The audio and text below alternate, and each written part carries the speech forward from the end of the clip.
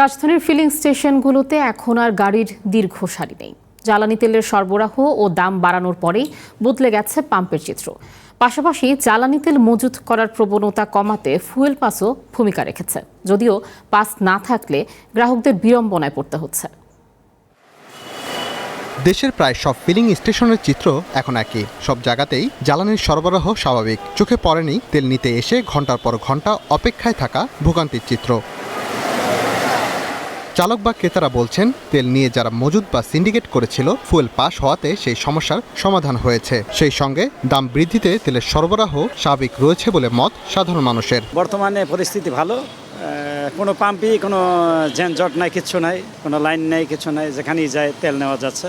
কিন্তু এরা fuel pass চাচ্ছে আর কি। দেশে অস্থিতিশীল করার জন্য আপনার বিভিন্ন গাড়িতে তেল আছে, তারপরও সিরিয়ালে গিয়ে বসে রয়েছে, অথচ তারা নিয়ে আবার গাড়িতে বইরে নিয়ে আবার ড্রামে রাখছে। প্রাইভেট কার দিনে একবার তেল নিত মাসে 2000 টাকা, সেই প্রাইভেট কার দিনে 5 বার তেল নেয়। ওই সিন্ডিকেটটা খোলা বাজার তেল বিক্রি করে মানুষকে অস্থিতিশীল করার জন্য দেশকে একটা ষড়যন্ত্র দিকে ঠেলে এসেছে।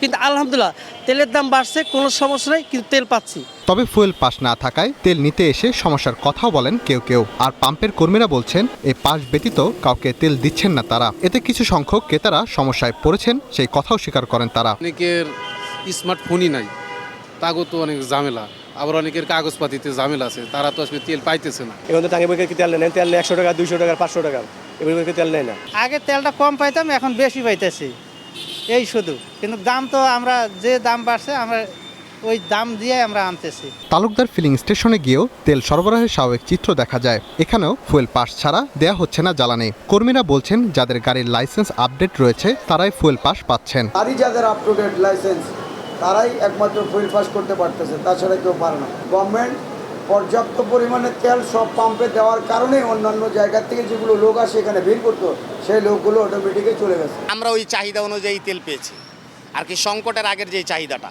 কিন্তু সংকট শুরু হওয়ার পরে মোটামুটি প্রতিদিন যদি 40,000 50,000 লিটারও দেওয়া হইতো, তারপরেও মোটামুটি এটা শেষ করা সম্ভব হইতো না।